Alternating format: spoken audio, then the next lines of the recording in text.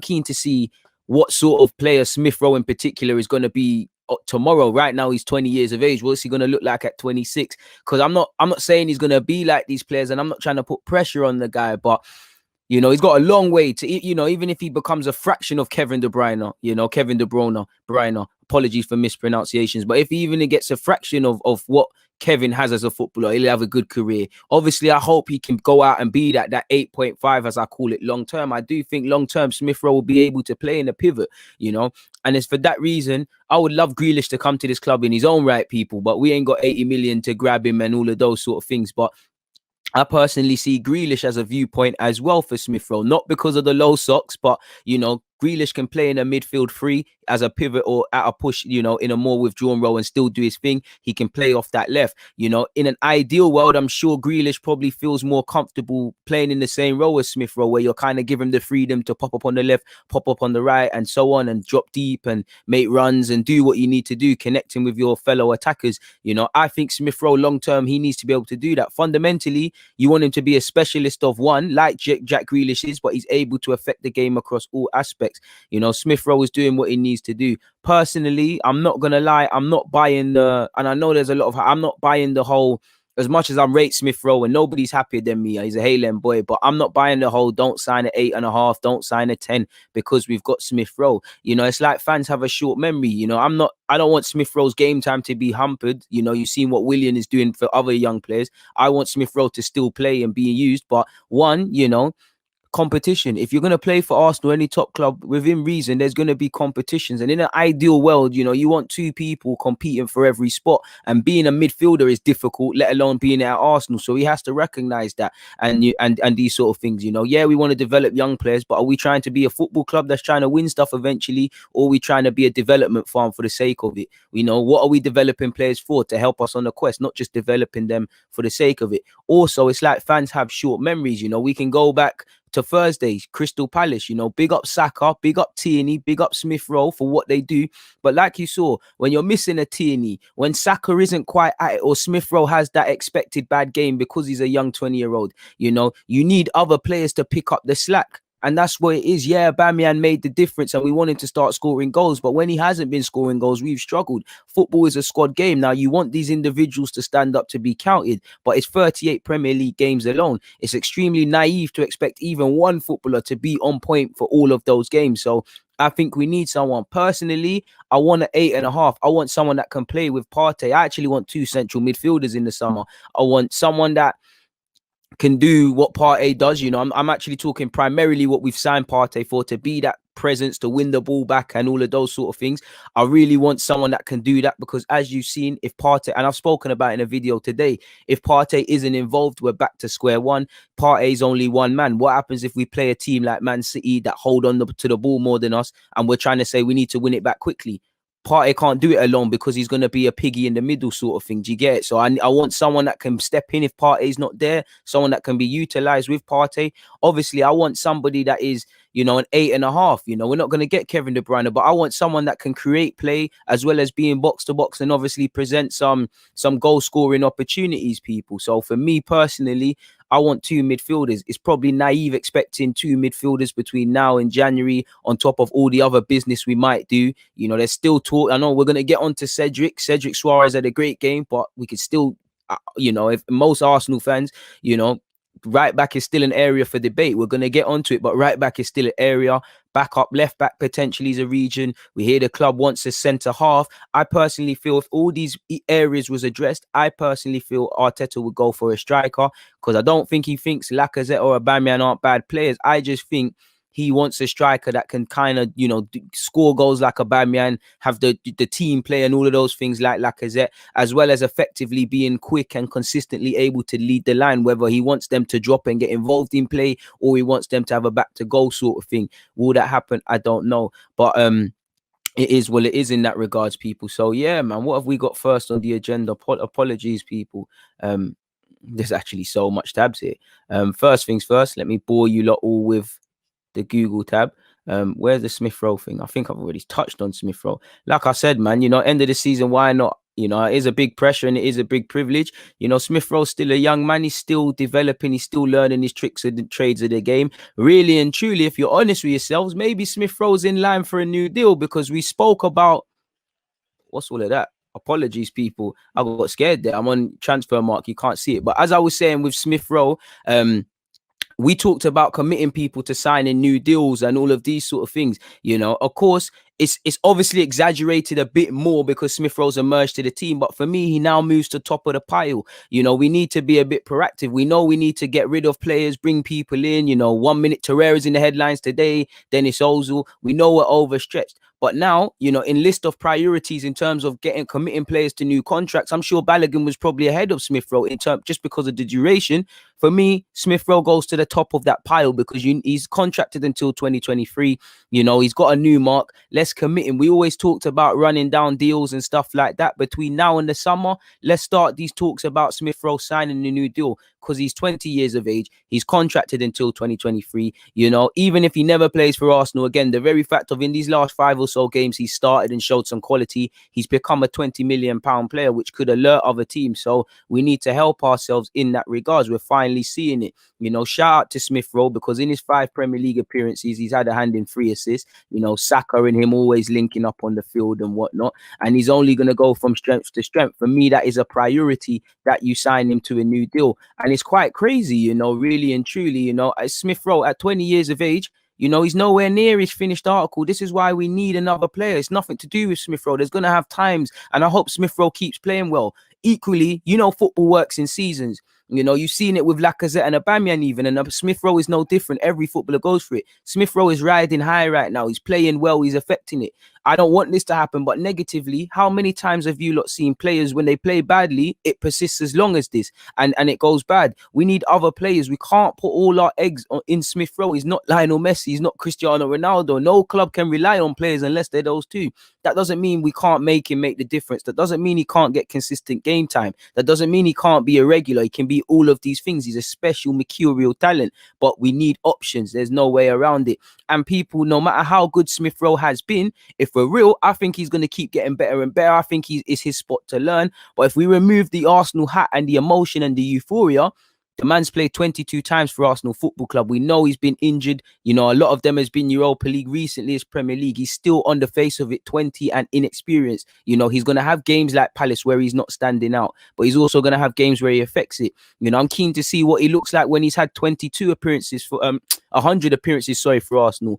I meant to say, you can see he's played 22 times for Arsenal and got 5 goals, 5 assists. So a hand in 10 goals and 22. Very good for a creative midfielder.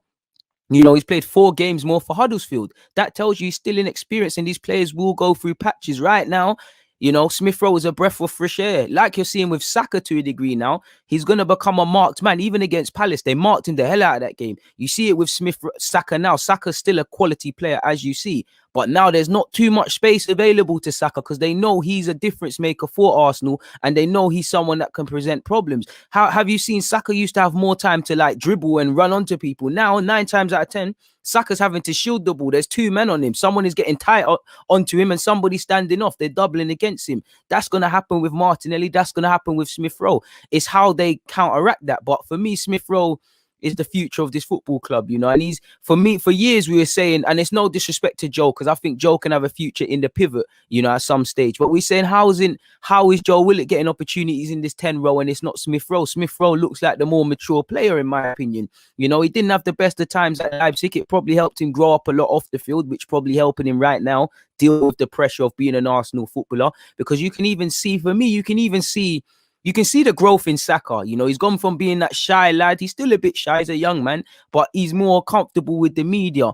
And I think even in the last few weeks, you've seen it with Smith-Rowe. Still a bit shy, still a bit introverted. He's a young man. It's probably hell of a lot. It's probably overwhelming more so than anything, because to him, yeah, he knows he's playing for Arsenal Football Club. You know, he's living the dream. He's doing all these things, but he's still a young man, 20 years of age, and the world is watching you, the world is praising you, and the world will critique you to high levels. You know, your Instagram, everything's popping off. You know, everyone probably wants to know him. It's probably all a bit overwhelming. He probably ain't even had enough time to even blink and whatnot. We need to remember how inexperienced he is, and But he's a breath of fresh air, man. He's a breath of fresh air. Shout out to Huddersfield and them, man, there for obviously giving him game time and whatnot. Smith-Rowe himself has been speaking, and he's already said what we already know and what I've told you. All of these players I've spoken to in the interviews, the Tyrese's, the Amaris, the Brooks, every young player interview you see me do, they've all praised Lacazette.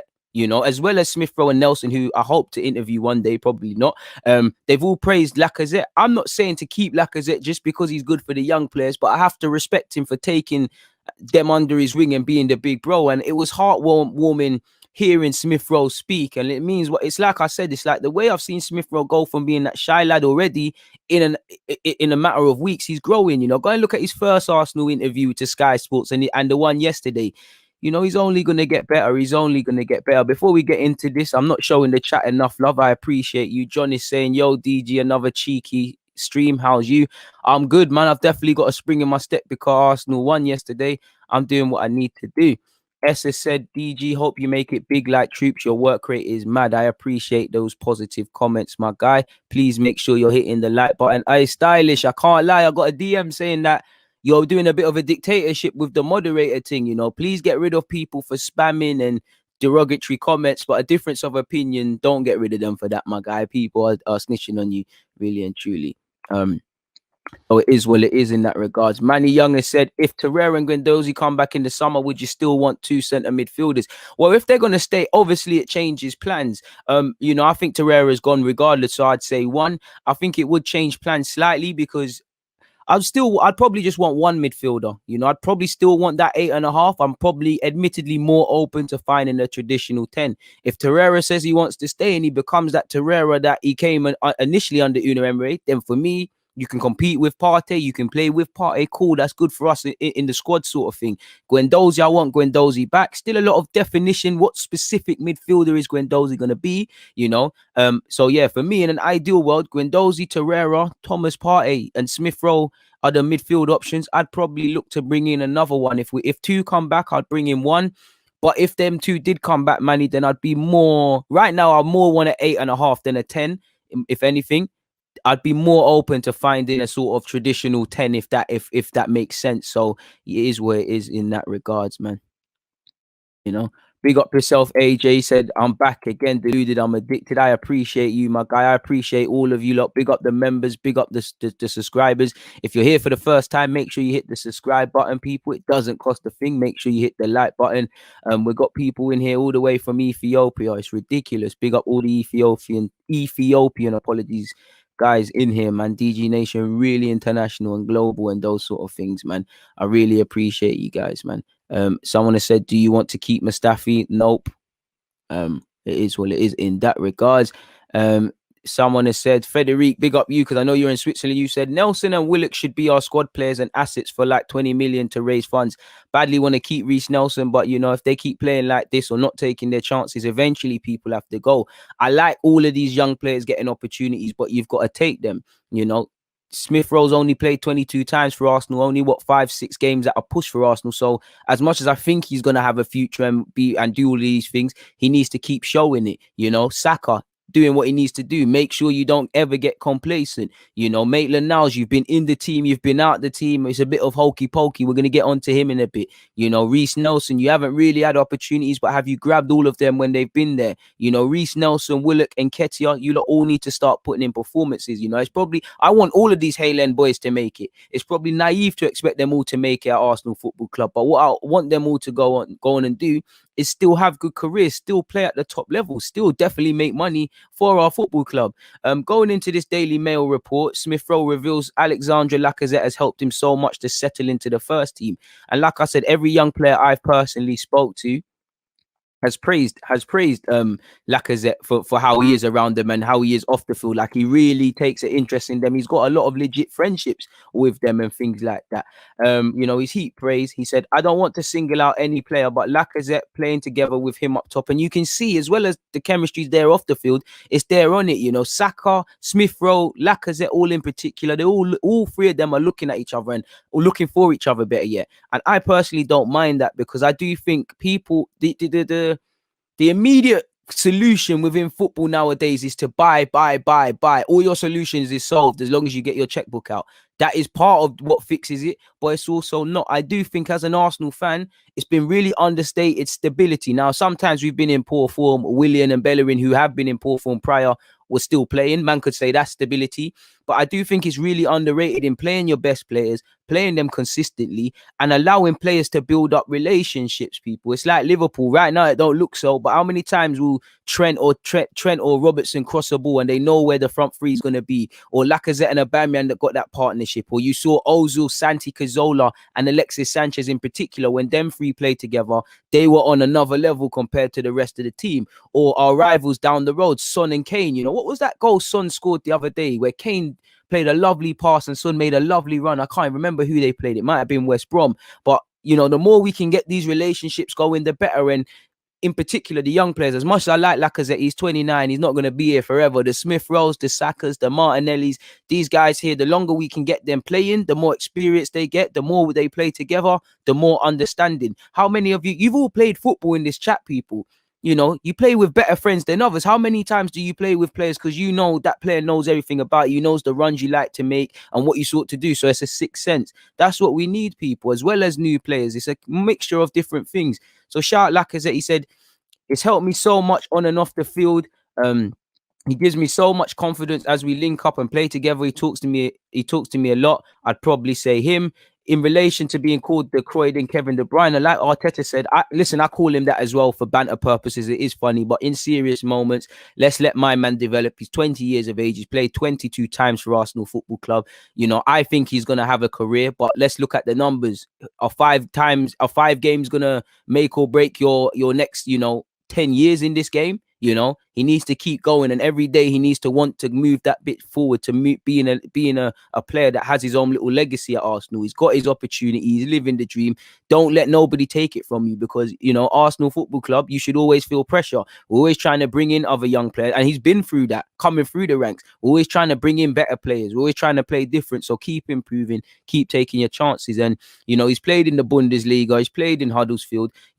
It probably not set the world alight in Ivor Loan, more positive at Huddersfield. He couldn't stay fit really at Leipzig, really went there when he wasn't fully fit, but he probably helped to shape him, and you can never underestimate things like that. Life has a funny way of working out. He said, I've been abroad and I've been in the Championship, and I feel like it's developed me so much on and off the field.